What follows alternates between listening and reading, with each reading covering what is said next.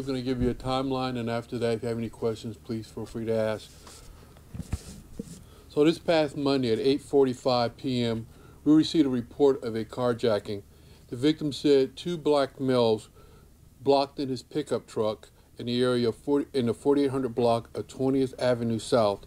One black male pointed a black semi-automatic handgun, and they stole his white Toyota pickup truck. This morning around 12:50, an officer spotted the stolen pickup truck at the Choice Food Store, which is located at 5th Avenue South and 34th Street. The officer radioed everyone, let them know that the car was there. He kept the truck under surveillance. He did not pursue the vehicle. I listened to the tape personally, and the officer just called out the direction that the car was heading.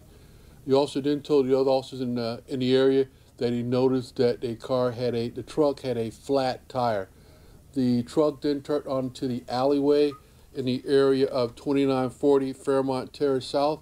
Two cruisers followed behind.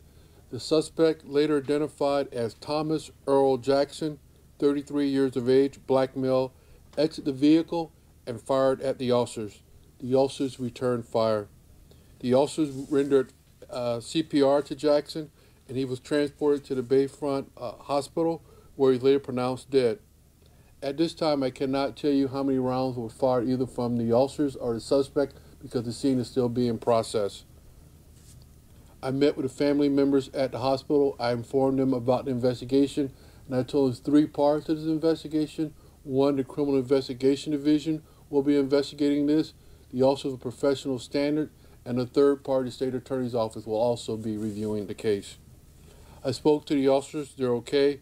They're being interviewed at this time. Later on this morning, you will get their names and their personnel files. We are now in the process of arranging a meeting with our clergies on patrol and our community action response team, so we can give them information in a timely manner because we want them to know exactly what's going on in the community. But we're also asking everyone out there, if you have any video, you have any information about the shooting, please contact us because we want to make sure we do a thorough report. With this, I'll walk over to the first picture and show you. As you see, it is a marked police car. And you also notice the officer did not turn on his lights. So it was not a traffic stop. He just pulled it behind the car, and that's when Jackson got out of the car. He fired 1 round into the front of the car and another round on top of the hood, as you can see those there. As I go over to the next one here, you'll see the actual, again, in the alleyway. Again, notice the officer's lights are not on. This is where the car stopped. And later on, the officers relocated the small caliber handgun at the scene. Again, a black semi-automatic weapon, the same weapon that the victim from the carjacking said that was pulled on him and the one recovered. We're not saying this is the suspect in the carjacking because the victim did not identify the person from the carjacking. We're just saying Jackson was in the vehicle that was carjacked. Any questions? Only one person, so 2 guys involved in the carjacking from Monday, only one person in the truck overnight. That is correct. On Monday, there were 2 people in the car doing the carjacking. They blocked the car in. One person got out and held the victim at gunpoint. They took his truck and they drove away in another vehicle. Today, this morning, when the officer was doing surveillance, he saw one person get in the car. He called it description. He followed the car until he got in the alleyway, and that's when Jackson exited his vehicle and fired at the officers. How long was it, you went through the timeline, but from the time that officer spotted the car to the shooting, how much time? I want to say somewhere between 3 to 5 minutes. I can get you the exact time. Again, I listened to the tape, and the officer was very calm. He was calling out the location. He even told officers that the tire's flat. I can see sparks coming. He was asking for other officers to come in the area so they could set a perimeter because he felt the guy was going to jump out of the car and they were going to be involved in a foot pursuit. At any point, was the neighborhood in danger? This alleyway, it backs up to homes? The alleyway does back up to homes. Yes, there was some danger there because when Jackson got out of the car, he fired at the officers and they returned fire. What else do we know about the suspect? Does he have a prior record? I can tell you Jackson does have a prior record. In that record that I've seen, has robberies in there. It shows domestic by strangulation, credit card fraud, and some other things that are there. Did the officers tell you anything about what gave them that, what gave the officer that feeling that something was about to happen, that he was about to jump out and?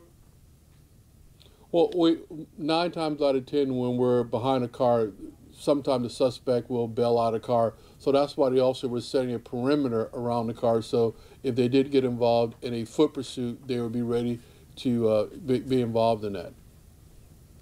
And were the officers inside the vehicle at the time when Jackson fired the shots? The officer was inside the vehicle. When Jackson exited the vehicle, he shot at the first cruiser that was parked behind him, as I showed you earlier, and 2 rounds went into the car. While the officer was sitting in it? While the officer was still sitting in the car. The officer never got a chance to get out of the car before Jackson fired upon him. And then it was the other second officer that pulled up that returned fire?